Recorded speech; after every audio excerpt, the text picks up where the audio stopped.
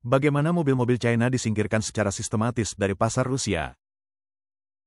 Pukulan pertama datang melalui kenaikan pajak daur ulang, yang menghancurkan keunggulan harga mobil-mobil China.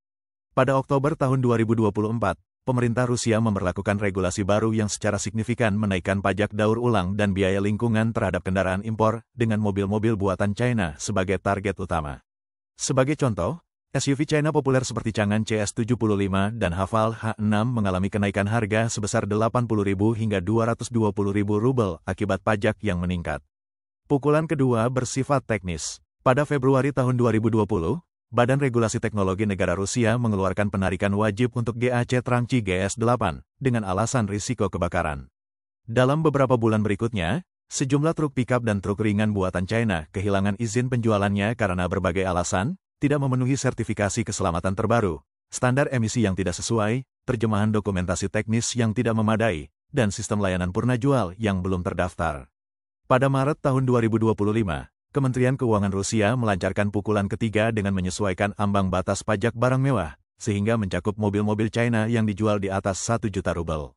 Misalnya, Hongqi HS5 yang awalnya dijual seharga 1,5 juta rubel, mengalami kenaikan harga sebesar 300.000 rubel setelah dikenai pajak barang mewah sebesar 20%.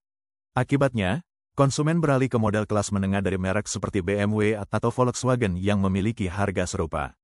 Pukulan ketiga ini menghentikan pertumbuhan merek China dan menutup peluang mereka untuk berkembang di masa depan. Dampak dari kebijakan-kebijakan ini sangat jelas, mobil-mobil China tak lagi dianggap terjangkau.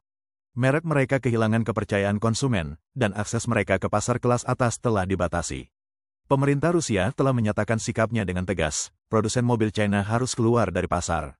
Awalnya, Rusia tidak berniat menyerahkan pasar otomotifnya kepada China. Namun, demi menstabilkan kondisi hidup di masa perang dan meningkatkan kepercayaan konsumen, pemerintah menerapkan periode konsesi khusus selama 2 tahun dari 2022 hingga 2024. Di mana tarif impor diturunkan, memungkinkan mobil-mobil China masuk dengan biaya rendah.